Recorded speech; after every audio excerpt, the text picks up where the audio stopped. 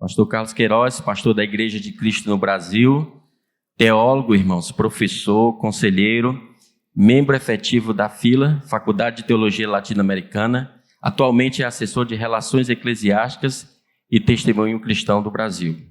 Autor de vários livros, irmãos, inclusive alguns ali disponíveis, Em Busca da Espiritualidade, A Oração Nossa de Cada Dia, Cristo é a Transformação Social do Brasil, Eles Herdarão a Terra, As Faces de um Mito, De Ser é o Bastante. Quando o pastor Danilson, viu, Carlinhos, me chamou para ler essa pequena biografia, mas uma biografia muito bonita, eu disse para ele que eu não me sentia digno de poder falar, de convidá-lo, de apresentá-lo, né? Porque é um homem de uma história tão bonita, tão maravilhosa, e eu me sinto um pouco como João Batista, dizendo que importa que ele cresça, que eu não sou digno de desatar as sandálias dos seus pés. Deus abençoe. Vamos receber o nosso pastor Carlos Queiroz com a salva de palmas, irmãos, com o carinho que ele merece. Eu acho que esse púlpito aqui foi para o Ricardo Bintur, não foi para mim não, o meu é esse aqui. Já de propósito, eu acho que fizeram direitinho aqui o esquema de colocar o meu púlpito. Perguntei ao Danilson, aquele ali é para mim? Ele disse, é para você também. Eu digo, então vou sentar, vou ficar sentado nele, porque... Estou sem esse vício, pode levar o álcool, não tem problema. Quero dizer com alegria muito especial estar aqui nessa comunidade, ao Danilson e a liderança, obrigado pela confiança de nos entregar o microfone da sua comunidade. Sempre que eu pego o microfone, né, assim, coloco na mão, vou falar, eu fico muito preocupado, porque eu reconheço o poder que o danado do microfone tem. Com ele eu posso dizer coisas boas, com ele eu posso dizer asneiras e heresia. Com ele, o microfone é terrível. E aí eu tenho muito temor e tremor quando eu estou com o microfone na mão para falar para pessoas. Primeiro porque, por mais que a minha Bíblia seja pequenina, no imaginário coletivo, quando você tem uma Bíblia na mão, a impressão que as pessoas têm é que você vai falar de Deus e que você vai falar coisas de Deus. E, por favor, é isso que eu quero, e quero que o Espírito Santo me ajude a falar de Deus e coisas boas para o seu coração. Se eu tivesse dúvida disso, eu ficaria em casa. Estou dizendo isso para animar a todos vocês e a todas vocês, especialmente nesse contexto brasileiro, a sempre ouvir as pessoas com filtro e peneira na cabeça. Nós estamos num contexto em que, mesmo que as pessoas estejam usando a Bíblia, são muitas loucuras que estão sendo ditas por aí, nós precisamos estar com muita peneira na cabeça, filtro no coração. Então eu quero que, ainda que eu esteja consciente do que eu quero falar, quero lhe animar a me escutar com peneira e filtro na cabeça e no coração. E peço ao Espírito Santo que nos ajude nesse caminho de acolher a palavra de Deus. É uma crença que eu tenho, você não precisa ter a crença igual a minha, mas eu tenho uma crença que a palavra de Deus não é o que eu digo. A palavra de Deus é a interação do que acontece no seu coração. Por exemplo, eu posso dizer aqui um texto bíblico: o Senhor é meu pastor e nada me faltará. E alguém que está aqui do meu lado esquerdo está vivendo um problema de relacionamento familiar e está faltando amor. E aí ele pode entender, escutar esse texto e elaborar um novo relacionamento na vida a partir da mesma frase. Outra pessoa do lado de cá pode estar vivendo um momento de escassez econômica, de dificuldade de sobrevivência, e aí quando eu digo o Senhor é meu pastor e nada me faltará, ele vai elaborar no coração uma outra dimensão da vida daquilo que o Espírito Santo vai fazer no coração de cada um e de cada uma. Então eu acredito que a palavra de Deus é a interação daquilo que o Espírito Santo promove em seu coração, e a palavra de Deus se concretiza quando você responde a isso que o Espírito Santo fala ao seu coração. Por que eu estou dizendo isso? Porque se você não fizer esse exercício de estar atento ao que o Espírito fala ao seu coração, pode ter um esvaziamento do que nós estamos chamando, do que eu estou chamando aqui de palavra de Deus. Então eu quero desafiar você a estar acolhendo os cenários, a presença das pessoas, a perceber a mensagem de Deus ao seu coração em todos os cenários, em todas as circunstâncias e situações.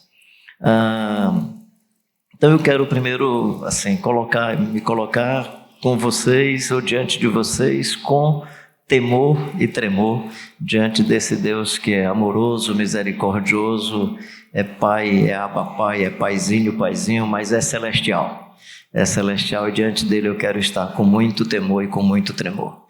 Então que continuemos em espírito de oração, de intercessão por todos nós, a fim de que haja uma ambiência salutar, a fim de que o nosso coração, como pousio, acolha a semente do Evangelho, acolha a vida do Jesus Cristo de Nazaré e assim sejamos abençoados e edificados. Bem, deixa eu dizer mais umas 2 brincadeirinhas para eu ficar mais à vontade, senão fico muito sério, né? Eu já disse que foi colocado esse... Ricardo é um amigão, cara, isso é um amigão do coração. E eu não sabia que você tinha pensado em nós dois como tema, né? Os altos e baixos do evento. Então todo evento tem altos e baixos, nós já somos a expressão dos altos e baixos do evento. Todo evento tem exclamação, e aí ele pôs aqui o típico ponto de exclamação, ele é aquela parte maior do ponto de exclamação, eu sou só o pontinho, né? Então, Vitor, quero dizer da minha alegria de estar com você. Está na minha memória aquele período que eu tive chikungunya, e você veio a Fortaleza, eu tive uma doença terrível, ou doença terrível, né? Eu acho que a dengue foi inventada ali pelo anjo do diabo. Eu acho que a Zika foi lá um assessor dele, mas eu acho que a chikungunya foi ele mesmo que inventou. Que ô bicha danada, né? Só que no meu caso, parece-me que quem saiu deprimida foi a doença. Ela que saiu chateada, que eu bagunçava com a doença. Aí ela se chateou e foi embora. Não conseguiu ficar muito tempo não, né? Eu aproveitei desse meu humor. Gente, disseram que o microfone dá choque, né? Quando dá mais ou menos 1 hora. Mas, cara, é água de coco. Tu acha que eu vou sair daqui tão cedo? Vamos para o nosso assunto. Bem, pensar em vocação, né, dentro desse cenário do reino de Deus, e como que a nossa vocação, inspirada na vida do Jesus Cristo de Nazaré, nos ajuda a ampliar essa nossa percepção, a nossa vivência numa nova sociedade que no nosso tema está sendo chamada de Reino de Deus. Mas eu preciso fazer uma explicação para continuar falando, usando o tema Reino de Deus ou Nova Sociedade, porque eu tenho muita dificuldade, eu sou igual ao profeta Samuel, eu tenho muita dificuldade com a ideia de monarquia. Toda vida que falo em monarquia, eu me lembro do Samuel, que diz ao povo de Israel: a monarquia não presta, os reis são exploradores, eles vão tirar proveito de vocês, eles vão ter súditos a serviço deles, o gado não vai mais pertencer a você, se você não prestar atenção, a sua filha vai ser levada para o palácio e você não vai poder fazer nada. Então, quando a gente olha para o modelo da monarquia, eu tenho muita dificuldade de perceber a monarquia como sendo uma expressão dessa nova sociedade do Jesus Cristo de Nazaré e do seu povo. Como os escritores da época conheciam essa matriz, eles vão falar do reino de Deus como sendo essa matriz monárquica. Mas quando Jesus chega, eu preciso, para explicar que é uma monarquia com Jesus, eu tenho que explicar que o rei é outro. Eu tenho que explicar que o rei não nasce no palácio, porque todo monarca nasce no palácio ou vai para o palácio. Eu tenho que explicar que ele não nasceu no palácio, nasceu numa manjedoura. Todo imperador faz entrada triunfal, os seus festejos em carruagem. Jesus vai de jumentinho. Todo monarca usa os súditos a serviço dele. Jesus diz: eu vim para servir, não para ser servido. Todo monarca usa do seu poder, das forças militares que tem, da sua beligerância, para matar os seus algozes, os que lhes perseguem. Jesus ora por eles, abençoa-os. Jesus derrama até a última gota de sangue pelos seus súditos e ora por aqueles que o perseguem. E Jesus chama todo o seu povo para segui-lo e seguir com esse espírito de amor, de misericórdia, de ternura, de bondade e de generosidade. Ele diz que os maiores são menores e os menores são maiores. Isso não cabe na monarquia. Ele diz que os últimos são os primeiros e os primeiros são os últimos. Isso não cabe na monarquia. Jesus diz que a criança que não pode contribuir ou agregar valor econômico a um grupo, a uma sociedade, é a prioritária no seu reino. Que os pobres são acolhidos e abraçados. Coisa linda, coisa maravilhosa. Então, quando nós pensamos em nova sociedade, eu vou usar mais essa expressão para falar dessa comunidade de Jesus, e olhando de forma objetiva para Jesus e a primeira geração de discípulos. Então, sempre que eu estiver falando de comunidade do povo de Deus, eu quero tomar como referencial Jesus e a primeira geração de discípulos. E aí Jesus e a primeira geração de discípulos pode nos ajudar como é que nós somos comunidade na Igreja Assembleia de Deus, na Avenida dos Peticionários. E como é que nós somos comunidade em qualquer outro lugar? Como são as nossas vivências, as nossas relações? Em que sentido elas se parecem com as vivências do Jesus Cristo de Nazaré? E aí o nosso tema vai nessa direção, mas o tema é a vocação. Eu não vou fugir do tema da vocação. Eu quero me deter ao tema da vocação. A palavra vocação, no latim, ela tem a ver com chamamento. Quando você vai para os textos do Novo Testamento, tem a ver com chamado. O John Stott, considerado um dos maiores teólogos do século passado no mundo evangélico, no mundo protestante, especialmente no chamado mundo evangelical, ele tem um livro, Ouça o Espírito, Ouça o Mundo, e num dos capítulos é interessante que ele fala sobre vontade de Deus com 3 palavras-chave: direção, vocação e ministério. A direção diz respeito àquilo que Deus nos orienta e nos anima a fazer. A vocação diz respeito a esse chamado, que muitas vezes pode ter uma relação com a sua dimensão genética, com a sua formação como ser humano. Por exemplo, se vocês me colocarem aqui para cantar, até que eu tenho uma voz assim forte, mas eu não tenho ritmo. Eu vou acabar o culto muito ligeiro, né? Mas algum desses garotos, vou chamar de garotos, né, que estavam aí dedilhando o teclado e cantando, possivelmente eles na infância já conseguiram no culto bater o pezinho assim e ser ritmado e tal. O meu filho tem uma habilidade extraordinária para música, acho que por conta da mãe. Com 5 anos de idade eu percebi no quintal ele colocando umas garrafas com água, ele tinha assistido um programa de televisão, aí ele colocava as garrafas com água e com um garfo na mão começou a dó, ré, mi, fá, sol, lá, botava mais água, tirava mais água, daqui a pouco ele estava, parabéns para você. E o menino tem uma habilidade extraordinária para música, que não é o meu caso. Ele pode pegar essa habilidade e transformar isso numa vocação de vida. Eu vou mais tarde falar um pouco mais, mas vou adiantar aqui. Arnaldo já esteve aqui nessa igreja comigo, deve ser amigo, parece-me, de alguns irmãos aqui da comunidade. Ele é militar e ele é caçador. Eu dizia que ele é sniper. Aí um dia ele me corrigiu: não, Carlinhos, eu sou caçador. Sniper atira até 250 metros, 300. O caçador atira acima de 500 metros. O melhor tiro dele é de 530 metros. Num objeto do tamanho assim de uma tampa de refrigerante. Então esse camarada tem uma composição genética que acerta, possivelmente, se tivesse feito cirurgia, ia ter a habilidade de acertar a parte mais sensível do olho sem machucar um outro nervo e por aí vai, né? Só para a gente entender o seguinte, que você pode ter uma vocação que diz respeito àquilo que você faz bem, aquilo que você responde bem como gente.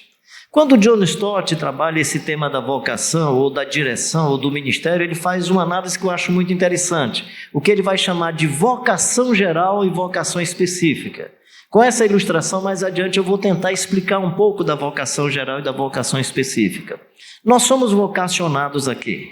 Se você ler Romanos, capítulo 1, versículos 6 e 7, até pedi para a gente expor aí esses 2 textos, só para você ter uma ideia de o que é que esse texto está dizendo no que diz respeito à nossa vocação geral. Entre os quais sois também vós chamados. O chamado, como eu expliquei no começo, é a mesma palavra que corresponde à vocação, vós chamados para serdes de Jesus Cristo.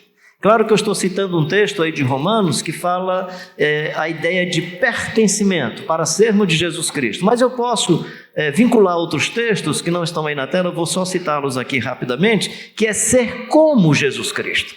Então a nossa vocação geral é ser de Jesus e ser como Jesus. Essa é a nossa vocação mais ampla e mais geral. Aí eu tenho uma vocação que é ser de Jesus e ser semelhante a Jesus, mas eu posso usar a minha vocação com a fala, com a escrita, outro pode usar com a sua capacidade poética, com a sua capacidade musical e por aí vai. Mas nós temos uma vocação geral. Qual é a nossa vocação geral? Nós fomos chamados aqui, nós fomos chamados, meus queridos e queridas, para sermos de Jesus Cristo.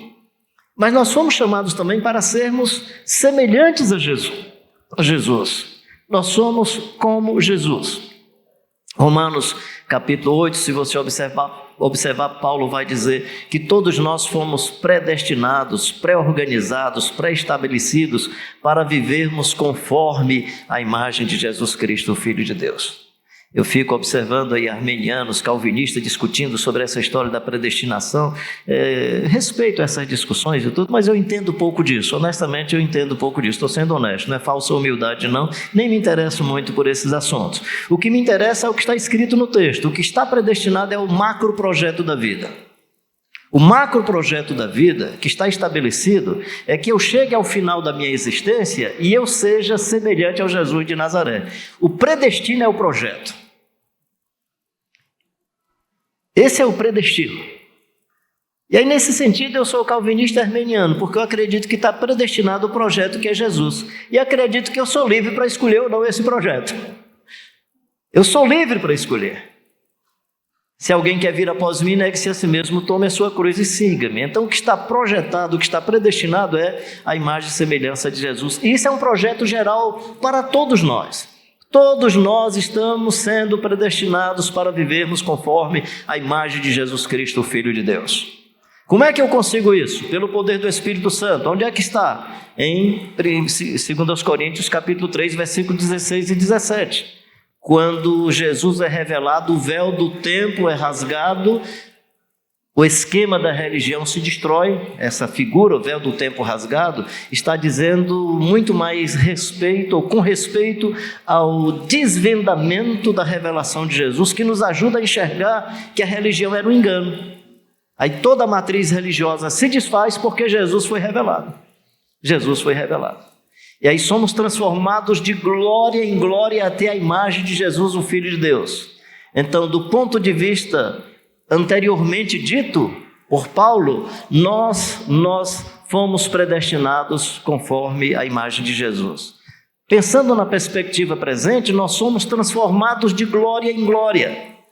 E pensando no sonho futuro, escatológico, como ele é, nós seremos, e como ele é, nós veremos. Então a minha vocação e a sua vocação, meu querido e minha querida, é viver conforme a imagem do Jesus de Nazaré. Não estranhe e não se envergonhe de dizer que o Espírito Santo lhe cativou e que você quer ser imitador de Jesus o tempo todo. E aí não ache estranho nem a arrogância de Paulo quando ele diz: sejam meus imitadores como eu sou de Cristo. É porque a gente não lê o texto direito. Quando a gente apresenta esse Cristo que é um poderosão, que fica num trono terrível, que não sei o que, aí é arrogância. Mas quando você vai para o texto que Paulo está falando do sofrimento de Jesus, está falando do Jesus de Nazaré, da humanidade de Jesus, das marcas dos cravos de Jesus, e diz: eu carrego no corpo as mesmas marcas, não é arrogância de ninguém dizer que imita Jesus, porque você está dizendo que você imita Jesus no seu sofrimento, na sua dor e na sua aflição. Essa é a nossa vocação geral. Nessa vocação geral eu posso ter aspectos específicos. Por exemplo, pela minha liberdade com o Danilson e o Ricardo, eu vou utilizar esse tipo de ilustração. Você tem uma vocação específica que é ser pastor. O que é que você faz? Casamento. O que é que você faz? Batiza o pessoal. O que é que você faz? Funeral das pessoas que estão se despedindo, vai lá para consolar a família. O que é que você faz? Senta numa cadeira bonita, que tu é o pastor, vai sentar numa cadeira bonita. Aqui, acolchoada, legal, bacana, e o povo sentado em banco duro lá do outro lado. Aí você é pastor, você senta aqui. Aí você bota uma roupa mais bonita, você é pastor. Então, do ponto de vista específico, é isso que você faz na vida. Aí, olha, pode acontecer um milagre. Aí o cara se encontra com Jesus. Aí se converte. Ó, eu sei que é difícil, mas pode. Aí o pastor se converte. Aí ele agora vai ter agora então uma vocação conforme Jesus. O que é que significa isso? A cadeira bonita começa a ficar estranha para ele. Ele começa a olhar e dizer, rapaz, aquele não parece com Jesus não, Jesus veio numa manjedoura.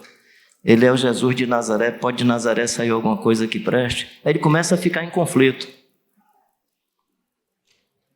Aí por isso que eu citei o Arnaldo. Ele é caçador, atira. Ele orienta o cara a ser sniper. O que é o sniper? É o camarada que está com uma vítima, aliás, tem uma situação em que alguém está com a vítima do lado. O sniper é aquele cara que vem, é um especialista, bom atirador, que vai para atirar abaixo do nariz, pegando entre esses dois dentes, para que não dê tempo, quando o tiro acertar, não dê tempo o cara disparar a arma. Aí o cara se encontra com Jesus. O Arnaldo encontrou-se com Jesus. Aí ele começa a entrar em conflito, porque diz, Jesus está me dizendo que eu tenho que propiciar a vida e não matar gente. Aí ele começa a criar técnicas. Com o Arnaldo, até a técnica do sniper foi modificada. Ele diz, eu vou fazer o possível para atirar na arma que está na mão do cara sem acertar o dedo dele.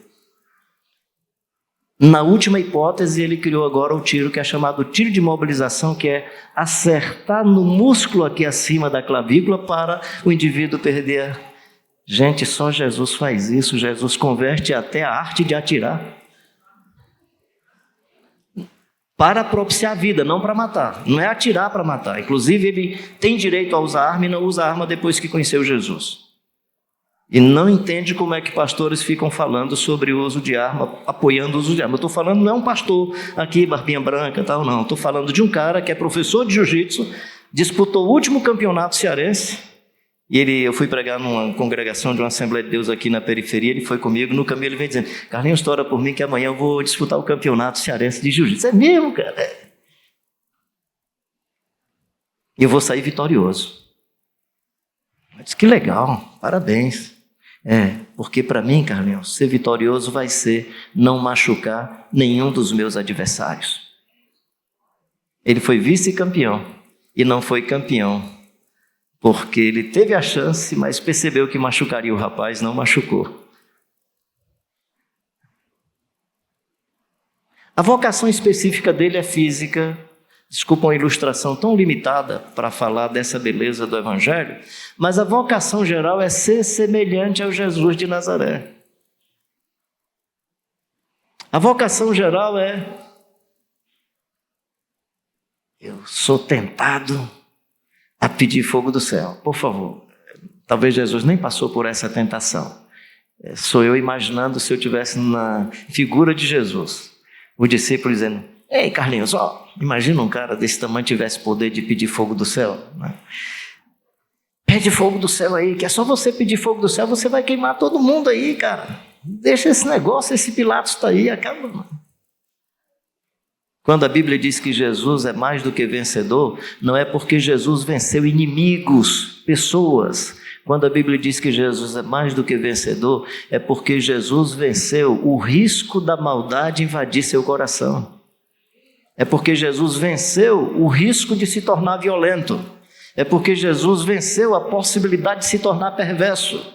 Quando diz que nós somos mais do que vencedores em Jesus, é que a violência do mundo não me abate, não me afeta, não entra na minha cabeça.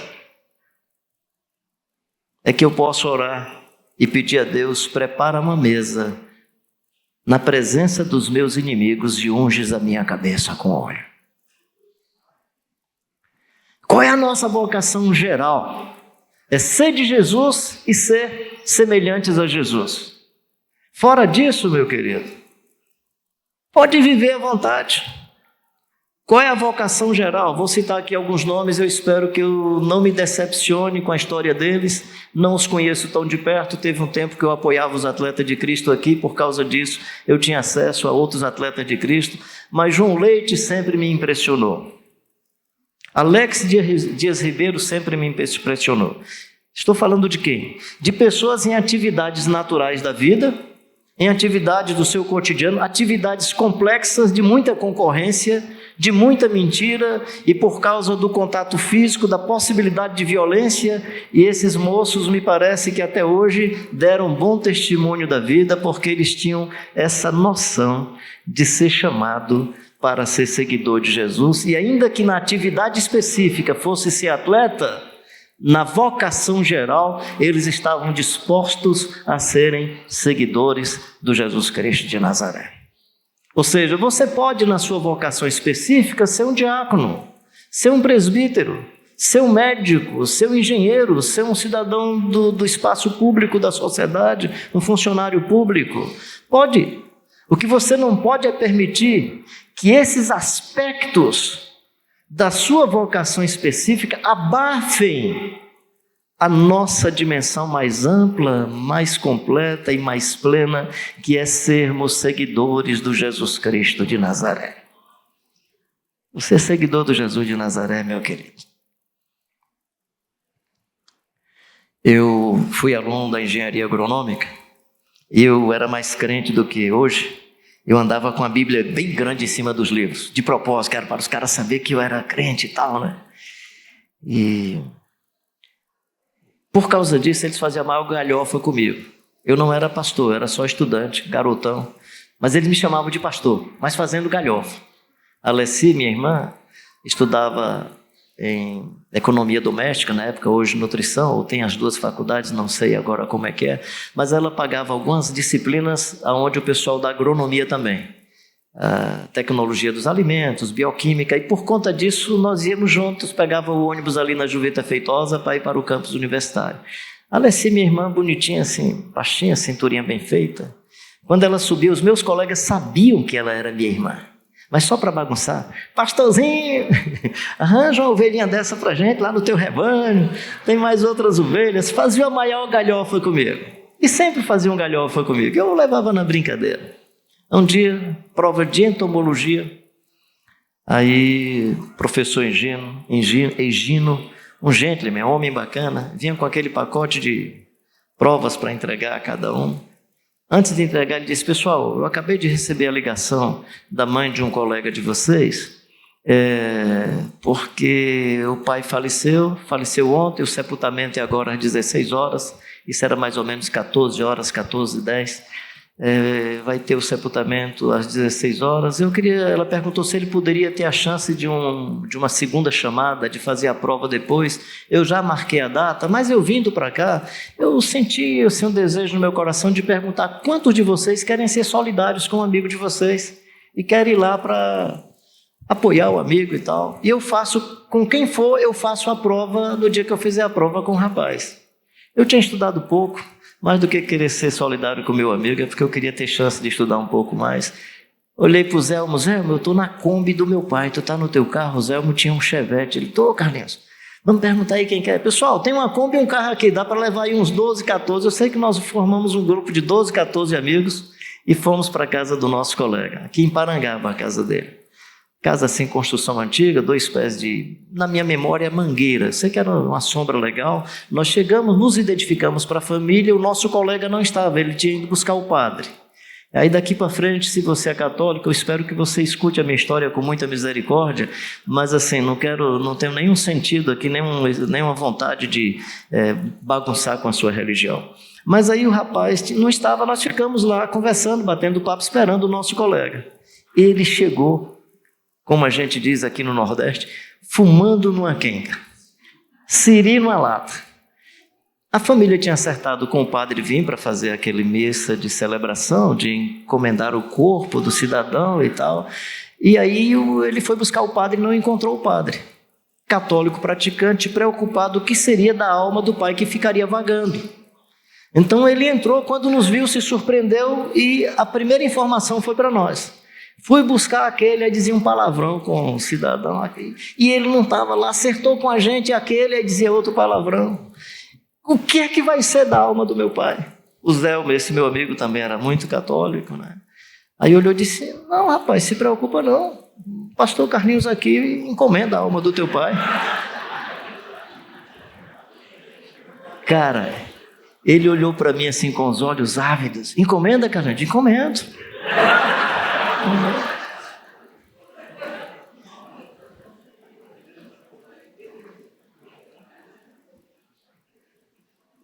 Eu digo para vocês com toda honestidade que a minha síndrome de divindade fica meio assim envergonhado quando eu estou sendo gravado em algum lugar, porque você diz frases que você, puxa, eu disse isso não era legal e tal. Aí, como eu quero ser perfeito, eu fico chateado, tal. Mas tem um momento que não ficou gravado, que eu lamento que foi esse momento. Eu gostaria que aquele momento tivesse sido gravado. Eu fui lá, não sabia encomendar, coisa nenhuma. Mas eu sabia o que era a dor da morte, sabia que a família precisava de consolação. Chegou um momento que era uma emoção não por causa da morte, era como se o Espírito Santo, honestamente, era como se tivesse tido a visitação do Espírito Santo. Os meus colegas não só me escutavam, vinham e ficavam abraçados comigo. Aí chegava um outro, afastava e me abraçava também. Ou seja, a minha vocação específica naquele momento era de estudante. Hoje eu me dou conta que por causa do processo de conversão e visitação do Jesus de Nazaré, a vocação mais ampla gerou consolação naquele ambiente. Por ser um seguidor de Jesus. Por isso que não é de brincadeira que eu digo, dá para você ser pastor e ser seguidor de Jesus. Dá para ser estudante e ser seguidor de Jesus. Dá para ser médico e seguidor de Jesus. Dá para ser um atleta e seguidor de Jesus. O que você faz, possivelmente na sua profissão, na busca da sua sobrevivência, provavelmente tem um vínculo com a sua composição genética e com a sua capacidade produtiva para a sobrevivência. Agora, ser marcado pela vida do Jesus Cristo de Nazaré é um ato de Deus, que nós apenas respondemos a esse ato de Deus.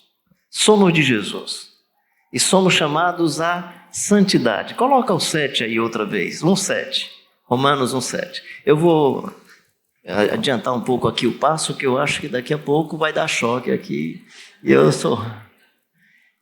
E todos que estáis em Roma, amados de Deus, chamados a serem o quê? Santos. Cara, que negócio legal, gente.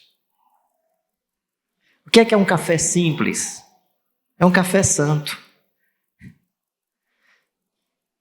A santidade está relacionada a não se agregar à vida coisas que não dizem respeito à vida. Então, eu poderia chegar num restaurante e dizer assim, me dá um café simples. O que é isso? Café, somente café. É um café simples, tá certo? O que é uma irmã simples? É ela, somente ela. O que é um jovem simples? É ele, somente ele. Sem nada mais, sem artifícios. Sem sombras, sem imagens, né? Que seria a mesma ideia da santidade. A mesma ideia da santidade é viver a simplicidade da vida. Porque o café puro, ou o café simples, ou o café santo, se pureza e santidade são palavras correlatas, eu posso dizer que um café puro é um café santo. Que uma pessoa pura é uma pessoa santa. Então nós fomos chamados para ser de Jesus, para sermos semelhantes a Jesus e para vivermos em santidade. Para vivermos em santidade.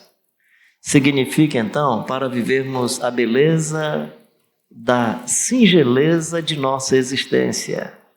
Por isso que sobre Jesus a gente pode dizer que ele era manso e humilde de coração. Aliás, nós podemos só reafirmar o que ele dizia sobre si. Aprendei de mim porque sou manso e humilde de coração. Santifica-os na verdade, a tua palavra é a verdade. Felizes aqueles que viram a Deus porque são puros de coração. Eu gosto de, nas bem-aventuranças, fazer esse trocadilho. Felizes aqueles que conheceram o reino de Deus, que ingressaram no reino de Deus porque podem ser chamados de pobre de espírito. Felizes os que têm o Espírito Santo porque choram, um choro inusitado que ninguém tem. Felizes os que choram porque serão consolados. Felizes os que têm o Consolador, porque quem tem o Consolador tem um fascínio pelo Espírito, pela presença de Deus que ninguém tem. E por aí vai. Mas assim, só para dizer que a santidade no Evangelho diz respeito a essa pureza da existência, a não ter artifícios. a não ter nada contra os holofotes, nada contra os shows que as pessoas fazem, mas as pessoas ficam tão fascinadas pelos adendos do show que não conseguem ver Jesus. Eu faço todo o possível para não me impressionar com a minha voz. Pode observar, eu não estou lhe impressionando aqui com a voz, não. Eu respeito todos que gritam, que falam do jeito que quiser, fica à vontade, é o seu jeito. Mas no meu caso não é uma questão de estilo, não é uma questão de estilo. A roupa não é uma questão de estilo. É porque eu posso lhe impressionar com a minha roupa e com a minha voz e você não vai sair impressionado com Jesus porque eu coloquei um artifício que você se impressionou. Aí você se impressionou com o artifício e não com Jesus de Nazaré. Se impressionou com frases de efeito bacana que gerou emoção em você. E não conheceu Jesus. E não conheceu o Evangelho, porque se impressionou com os artifícios. A santidade tem a ver com sepultarmos todas as cascas, todas as imagens e todas as sombras daquilo que não dizem respeito a quem somos em Jesus Cristo, o nosso Senhor. Um outro texto que a gente pode colocar aí para a gente ver é 1 Coríntios 1 e 9, se eu não estou enganado, 1 Coríntios 1 e 9. Coloque esse texto aí para a gente falar um pouco sobre ele.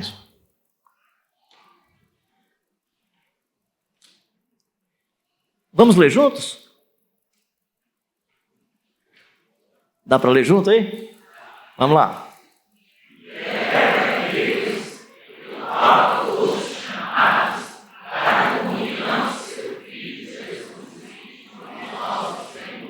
Então, nós fomos visitados pelo amor de Deus, tá legal? Deus invadiu você. Você foi cheio do amor de Deus, cheio do amor de Deus. Se você foi invadido pelo amor de Deus, ninguém consegue viver o amor sozinho. Amor precisa ser socializado. Só faz sentido amor em comunhão com as pessoas. Nós só vamos compreender o comprimento, a largura, a altura e a profundidade do amor de Deus se nós olharmos no texto, o que é que o texto está dizendo? Com todos os santos. O texto que fala largura, comprimento, profundidade, altura do amor de Deus. Não esqueça que lá diz assim, com todos os santos. Eu só vou desfrutar, meu querido e minha querida, dessa comunhão para a qual eu e você fomos chamados. Eu só vou conseguir desfrutar se eu conseguir viver em comunidade. Se a minha oração for oração na primeira pessoa do plural, Pai Nosso, Pão Nosso, nossas ofensas. Se a nossa musicalidade for uma musicalidade na primeira pessoa do plural. Nós precisamos aprender mais dessa ideia de Deus Pai que é nosso. Nós fomos chamados a vivermos em comunhão. João vai dizer que a nossa comunhão é com Deus Pai, com seu Filho Jesus Cristo, e a nossa comunhão é a comunhão com o Espírito Santo, que no meu entendimento ela se dá nessa nossa convivência comunitária, através dos diversos dons e ministérios que os irmãos e as irmãs possuem. Então o nosso chamado no reino, nessa nova sociedade, é um chamado à comunhão,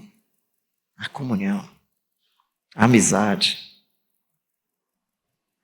Você que é bom demais, que acha que a igreja não está prestando para você, venha viver a comunhão com a gente, porque se você é bom demais, a gente aprende com você e cresce. Você não é tão pleno assim, tão completo, então venha. Se não é bom demais, venha que vai aprender e vai crescer. Seja como for, eu quero viver em comunhão, gente. Até porque no dia que você encontrar uma igreja que é muito boa, muito legal, não estou dizendo que não tem igreja legal para a gente ver, mas que é plenamente... Me chama para ir com você para lá, porque aí na hora que eu e você chegarmos, a gente estraga. Acabou a beleza da igreja. Então vamos nós dois para lá. Aí estraga, né? Nós somos chamados à comunhão, meu querido e minha querida. Comunhão significa perdão, compreensão do outro. Comunhão significa acolher o diferente. Claro que tem coisas que eu nem consigo conceber dentro do espaço do povo de Deus. Eu não consigo conceber algumas coisas que eu tenho visto no mundo evangélico hoje. Eu digo, gente, deve ter alguma coisa errada. Esse Jesus que esse pessoal conhece deve ser outro. Esse Jesus não é o Jesus de Nazaré. Deve estar na cabeça formado outro Cristo. Perverso, truculento, arrogante, violento. Deve ser um outro Cristo. Eu já vi gente argumentando, não, pastor, pode olhar que Jesus mandou os discípulos comprar espada. Mandou. Você leu a história toda? Ou você só leu a história da compra? Ele mandou comprar. Para brigar, então compra 12. Era 12 discípulos? Quando tinha 12, o que ele disse? 2 já chega. Não precisa mais do que 2. Então parece que não era para briga. Aí ele sai. Aí tem um momento que os guardas vêm prender Jesus, o Pedro pega a espada que ele comprou, ou pegou a espada de alguém, o que é que ele fez? Cortou a orelha do soldado. Aí Jesus diz, Pedro, guarda isso, Pedro, isso não presta para nada. Pega o rapaz, cura a orelha do rapaz, e aí termina a parábola, ou a pedagogia da espada. É Pedro, traga para eu lhe mostrar que não presta e que não vai servir. E Pedro, eu vou lhe mostrar que eu vou curar a orelha desse moço, mas os pares desse moço vão traspassar o meu lado. Os pares desse moço vão me agredir. Mas Pedro, eu quero que você saiba que eu sou Jesus de Nazaré. Nossa história é outra. Nossa história é outra. A história de Jesus é outra, meu querido. Você decide se quer esse Jesus de Nazaré ou se você quer o Cristo dos protestantes. É uma decisão sua, estou generalizando o Cristo dos protestantes. Você decide se você quer o Jesus de Nazaré ou se você quer o Cristo dos católicos. Decida, fica à vontade. Eu quero o Jesus de Nazaré, o filho de Maria e José. Olha, rimou, sem querer, mas rimou. Filho de Maria e José. Eu quero ser seguidor do Jesus de Nazaré. Pedro e João chegam diante de um rapaz pobre, arrebentado, esmolando na porta de um templo. Aí olha e diz assim, uma esmola, por favor. Aí Pedro diz, olha para nós, dá para ver que pela cara, nós não temos prata nem ouro? O rapaz deve olhar, viste, igual a mim também não tem. Tem uma frase que o Lucas não colocou, que eu gostaria que o Lucas tivesse colocado. Olha para nós não temos prata nem ouro, o tesoureiro suicidou-se, a gente não sabe o que é que ele fez da bolsa, rapaz. Estamos sem dinheiro, estamos sem nada. Jesus não estava nem aí para dinheiro, gente. A maior prova que Jesus não estava nem aí para dinheiro é que ele entregou a tesouraria para o Judas, deixou o Judas. Cuida aí, Judas, não estou aí para esse negócio, não. É contigo mesmo. Olha para nós. O camarada deve olhar e dizer assim, vixe, eles também não têm moeda? Não temos prata nem ouro. Mas o que temos nós oferecemos a você. Em nome de Jesus, o Nazaré. E pode de Nazaré ser alguma coisa que presta? Aí o moço deve dizer, e de Nazaré? Pior do que o meu bairro? Só que o moço levanta e... Você quer esse Jesus? Que quando você apresenta é o de Nazaré? Que quando você apresenta você diz nem prata nem ouro? Você quer esse Jesus que quando você apresenta você vai ficar constrangido com as cadeiras? Com o design e arquitetura do púlpito? Você quer o Jesus que quando você conhece, você fica dizendo para o cara que chegou com a conta bancária alta, que tem um cifrão grande na testa, que pensa que vai ser aplaudido, aí diz, não irmão, aqui você vai pagar, inclusive você não manda não, você vai ser igual aquele irmãozinho ali que não paga nada.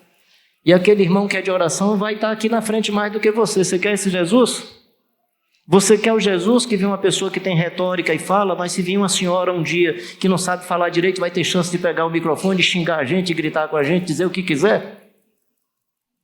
Você quer o Jesus que você está aqui, a pessoa pode falar do jeito que quiser do outro lado, sem ninguém entender, mas vai ter direito de falar? Aí você pergunta, o que foi, irmã, que você falou? Foi mistério. E pronto, mas falou. Falou. E aí? Onde é que você vê isso?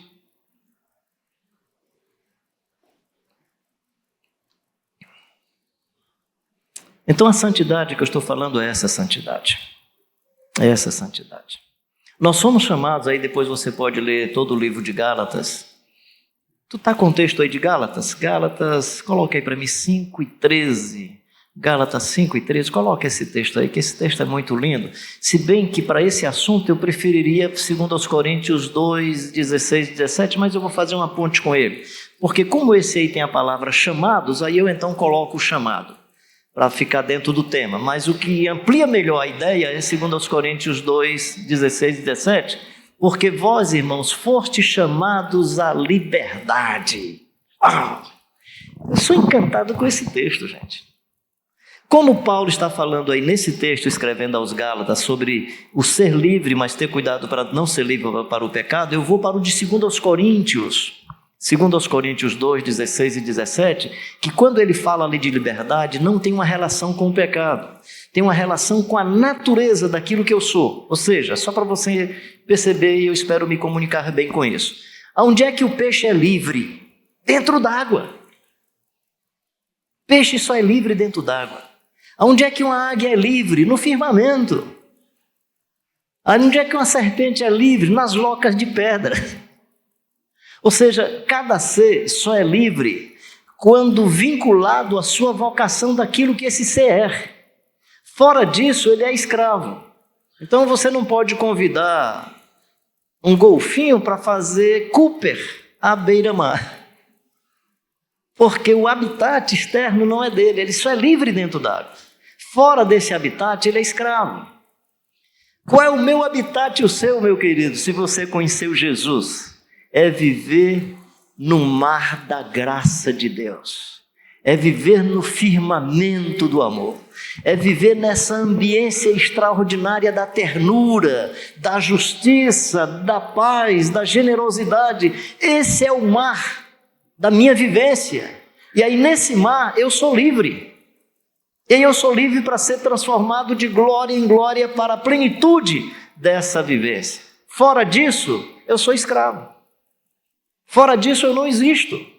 Fora disso eu deixo de ser. Eu jogo fora a vocação de ser um seguidor, seguidora do Jesus de Nazaré. Então nós somos chamados à liberdade. Qual a liberdade? A liberdade de viver plenamente o projeto para o qual nós fomos criados, que é sermos semelhantes ao Jesus de Nazaré. Essa é a única liberdade que eu quero. Essa é a única liberdade que eu quero. Ser transformado de glória em glória até a imagem de Jesus, o Filho de Deus. Aí você fala, Carlinhos, você está bem nisso? Estou não, estou caminhando. Estou buscando. Estou tateando. Estou dando alguns passos. Estou engatilhando. Mas qual é a grande vantagem que você e eu desfrutamos, meus queridos? É que nós temos o Espírito Santo para nos inspirar, para nos ajudar. Nem orar nós sabemos como convém, mas o Espírito intercede por nós sobremaneira com gemidos inexprimíveis. E segundo a vontade de Deus é que Ele intercede pelos santos, não é segundo o gemido da gente, não.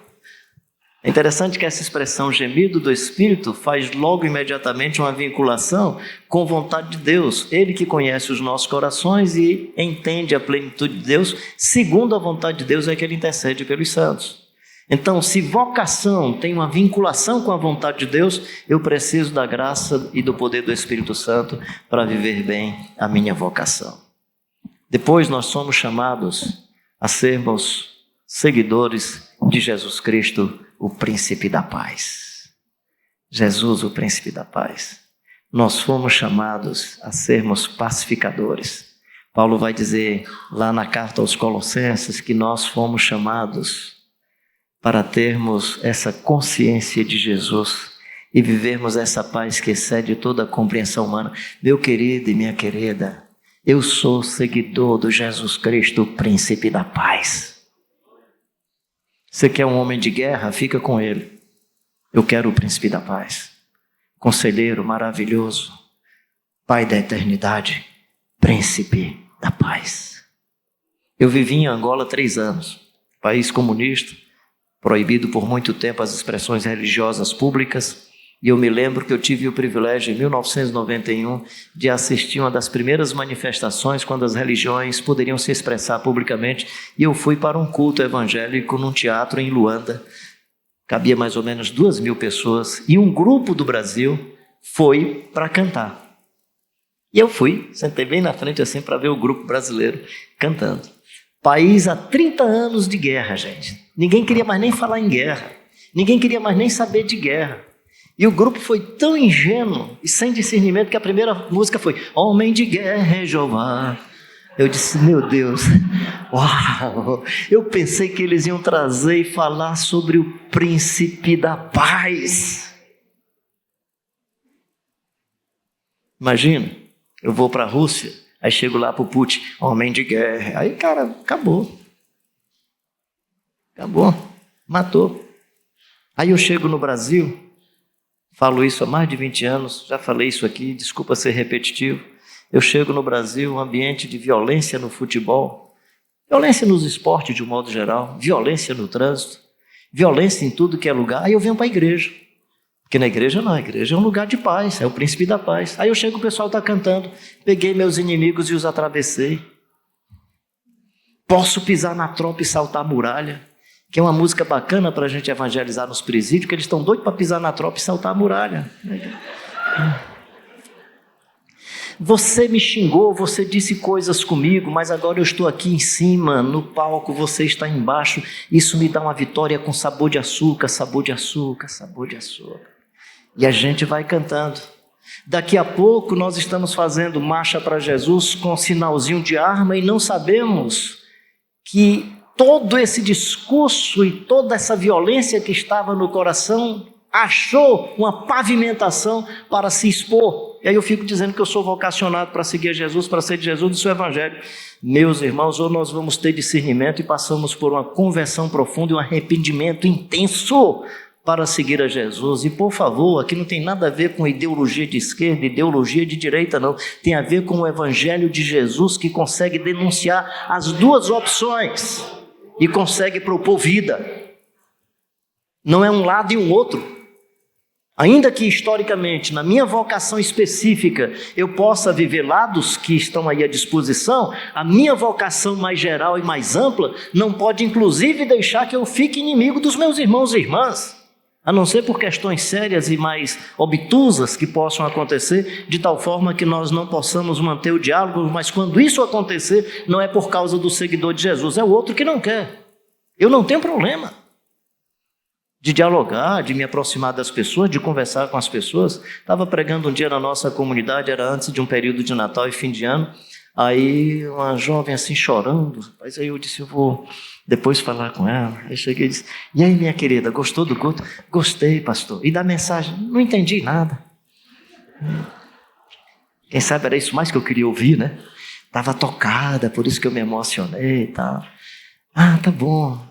Quer compartilhar alguma coisa? Não, eu estava chorando muito, porque quando o Senhor falou de amor e de paz, de reconciliação, eu não consigo almoçar mais com meu pai. A gente não consegue mais sentar à mesa. Vai ter agora o Natal e a passagem de ano, e eu não sei como é que vai ser eu e meu pai. Eu digo, alguma coisa muito séria? Não, a minha opção política é essa, a dele é essa, e quando a gente começar a conversar, a gente briga. Igrejas divididas, famílias, filhos e pais que não se conversam mais, pessoas que não se entendem. Precisamos cuidar do nosso país, não vamos ser alienados, naturalmente, mas por favor, meu querido, você foi chamado a ser seguidor de Jesus Cristo, príncipe da paz. Você é seguidor do Jesus de Nazaré. Do jeito que eu denuncio aqui, que nós pastores precisamos passar por processos de conversão, você que é militar precisa, você que é médico precisa, você que é estudante precisa, eu preciso, todos nós precisamos viver permanentemente esse processo de conversão contínua até sermos transformados plenamente na imagem e semelhança do Jesus de Nazaré. Ainda não deu choque, não sei se terminou já? 6 minutos, então vamos fazer outra coisa, eu terminei.